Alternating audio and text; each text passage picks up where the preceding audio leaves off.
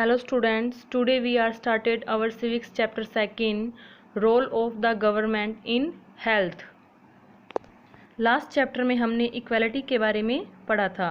Equality जो कि democracy का ही एक फीचर्स है।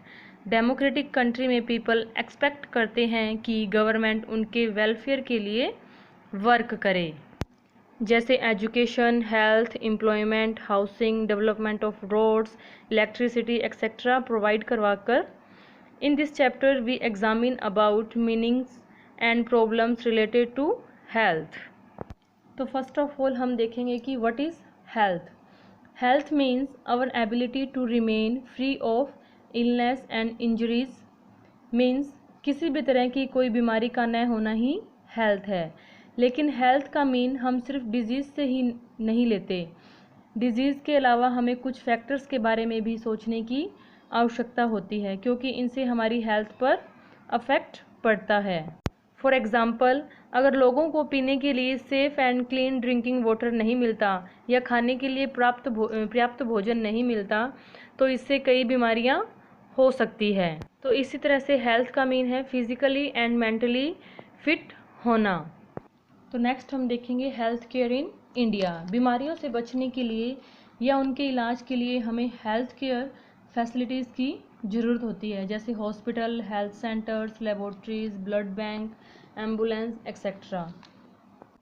और इनको चलाने के लिए health workers, nurse, qualified doctors और कई तरह के प्रोफेशनल्स की ज़रूरत पड़ती है। और पेशेंट के ट्रीटमेंट के लिए मेडिसिन एंड इक्विपमेंट की भी ज़रूरत होती है। अगर इनमें से कुछ भी चीज़ मिसिंग हो तो पेशेंट के ट्रीटमेंट के लिए प्रॉब्लम क्रिएट हो जाती है, और कई बार तो सिचुएशन बहुत ज़्यादा क्रिटिकल भी हो जाती है। इंडिया में पेशेंट के ट्रीटमेंट के लिए कई तरह के डॉक्टर्स, क्लिनिक्स, हॉस्पिटल्स हैं, और इनमें से जो मेन है वो है पब्लिक हेल्थ केयर सेंटर। ये सभी गवर्नमेंट के अंडर में ही वर्क करते हैं। पब्लिक हॉस्पिटल अपने एरिया के आसपास के हंड्रेड्स ऑफ विलेज को कवर करता है। मींस लोगों तक हेल्थ फैसिलिटी प्रोवाइड करवाता है। अगर हम हेल्थ के दूसरे पर्सपेक्टिव की बात करें तो रियलिटी ये है कि हमारे इंडिया की हेल्थ सिचुएशन बहुत ही पुअर है। सभी डिपार्टमेंट होते हुए भी हम लोगों को proper health care facility provide नहीं करवा सकते हैं।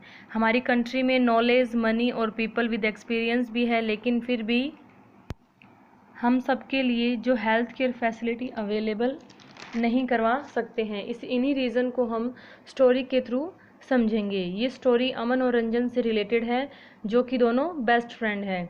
रंजन एक अच्छी फैमिली से बिलोंग करता है, और वहीं रमन के पेरेंट्स अपनी नीड्स की फुलफिल के लिए स्ट्रगलर हैं।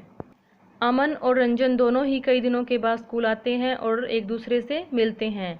वो अपने वायरल फीवर के बारे में बात करते हैं, क्योंकि दोनों को ही वायरल फीवर था। इसी वजह से वे दोनों ही स्कूल नहीं आ रहे थे। रंजन अमन को अपनी फीवर के बारे में बताता है कि उसके पापा उसे एक बहुत ही बड़े हॉस्पिटल में लेकर जाते हैं, जो कि 5 स्टार होटल की तरह ही लग रहा था। उसके पापा ने बताया कि ये प्राइवेट हॉस्पिटल है, जहाँ काफ़ी अच्छी फैसिलिटी भी अवेलेबल थी। उसके पापा ने रिसेप्शन पर 500 पे किए और उसके बाद वे डॉक्टर से मिलने के लिए गए। उन्होंने वहां ऑब्ज़र्व किया कि वहां बहुत ही ज़्यादा साफ़ सफाई थी, और वहां पर कुछ स्लो मोशन में म्यूज़िक भी चल रहा था। डॉक्टर ने उन्हें कुछ टेस्ट लिख कर दिए और वो टेस्ट करवाने के लिए लेबोरेटरी में गए। वहाँ पर भी उनको काफ़ी अच्छी तरह से ट्रीट किया गया। के बाद वे डॉक्टर के पास गए, और डॉक्टर ने भी उन्हें काफ़ी अच्छी तरह से बातचीत की और फिर उन्हें कुछ मेडिसिन लेने को कहा। डॉक्टर ने काफ़ी अच्छी तरह से उनके साथ बिहेव किया था। फिर रंजन ने अमन से उसके बारे में पूछा, तो अमन ने बताया कि तुम्हारे और मेरे हॉस्पिटल में बहुत ज़्यादा डिफरेंस है। अमन के अब्बा ने पहले तो हॉस्पिटल जाने से ही मना कर दिया, क्योंकि गवर्नमेंट हॉस्पिटल में बहुत ज़्यादा भीड़ होती है और टाइम भी बहुत लगता है। लेकिन फिर भी वे हॉस्पिटल गए तो वहाँ उन्होंने देखा कि जो ओपीडी है वहाँ पर बहुत ज़्यादा लंबी लाइन थी, तो वो अपनी टर्न का वेट करने लगे। इसी तरह से जब उनकी टर्न आई तो वो डॉक्टर से मिले, तो डॉक्टर ने उन्हें कुछ टेस्ट करवाने के लिए कहा, और वो लेबोरेटरी में गए। और उसकी रिपोर्ट उन्हें 3 दिन के बाद मिलनी थी। 3 दिन बाद जब वे रिपोर्ट लेकर डॉक्टर के पास गए तो वहाँ पर दूसरा डॉक्टर ही बैठा था। उसने बताया कि उसकी रिपोर्ट में उसे वायरल फीवर है और उसने कुछ दवाइयाँ उन्हें दी। अमन ने बताया कि उसका ट्रीटमेंट भी ज़्यादा कॉस्टली नहीं था। Public and private health care services, जो स्टोरी हमने अभी पढ़ी उसमें हम देखते हैं कि अपनी हेल्थ केयर सेंटर को फैसिलिटीज़ के अकॉर्डिंग 2 कैटेगरीज में डिवाइड किया गया है। फर्स्ट है public health services and second है प्राइवेट हेल्थ फैसिलिटीज़। तो फर्स्ट पब्लिक हेल्थ सर्विसेज में क्या होता है कि इसमें वो health care centres and hospitals आते हैं जो गवर्नमेंट के थ्रू चलते हैं। इनकी एक चेन बनी होती है और ये रूरल एंड अर्बन एरिया के हॉस्पिटल एक दूसरे से कनेक्टेड होते हैं और हर तरह की प्रॉब्लम का ट्रीटमेंट करते हैं। विलेज लेवल पर नर्स और एक विलेज हेल्थ वर्कर होते हैं जो कॉमन इलनेस का ट्रीटमेंट करने के लिए ट्रेंड होते हैं और ये पीएचसी के अंडर में भी वर्क करते हैं। पीएचसी कई विलेज के को कवर करती है। डिस्ट्रिक्ट लेवल पर डिस्ट्रिक्ट हॉस्पिटल होता है। बड़ी सिटीज़ में एक या एक से ज़्यादा गवर्नमेंट हॉस्पिटल होते हैं। यहाँ फ्री ऑफ कॉस्ट या कम खर्चे में हेल्थ केयर फैसिलिटी प्रोवाइड करवाई जाती है। नेक्स्ट है private health facilities. Private hospitals बहुत तेज़ी से अपनी कंट्री में बढ़ रहे हैं। बहुत से डॉक्टर अपना प्राइवेट हॉस्पिटल्स चला रहे हैं। हम रूरल एरियाज़ में आरएमपीज़ डॉक्टर को भी देख सकते हैं। इनके खुद के हॉस्पिटल्स होते हैं जहाँ से ये एक्सरे अल्ट्रासाउंड की फैसिलिटी भी प्रोवाइड करवाते हैं और साथ ही इनकी मेडिकल शॉप्स भी होती हैं और वहीं से ही ये मेडिसिन प्रोवाइड करवाते हैं। प्राइवेट हॉस्पिटल की फैसिलिटीज़ गवर्नमेंट के थ्रू कंट्रोल नहीं होती है, लेकिन इसके लिए काफ़ी पैसा भी खर्च करना पड़ता है। जो भी पेशेंट यहाँ आता है उन्हें अपने ट्रीटमेंट के लिए काफ़ी पैसा इन्वेस्ट करना पड़ता है। नेक्स्ट है health care and equality. Is adequate health care available to all.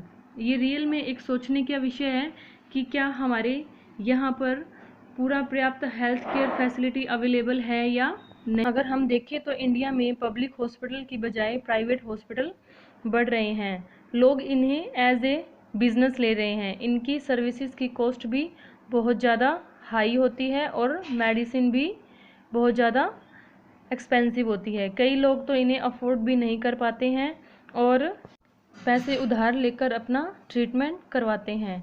सिर्फ 20% पॉपुलेशन ही बीमारी के समय मेडिसिन या ट्रीटमेंट को अफोर्ड कर पाते हैं और इसके अलावा 40% लोग बीमारी के समय पैसे उधार लेकर या अपनी कुछ प्रॉपर्टी बेचकर अपना ट्रीटमेंट करवाते हैं। इवन इनके पास अपनी बेसिक नीड्स फुलफ़िल करने के लिए भी पैसे नहीं होते। उनके पास प्रॉपर खाना, ड्रिंकिंग वाटर और हाउसिंग एक्सेट्रा की फैसिलिटी भी नहीं होती है।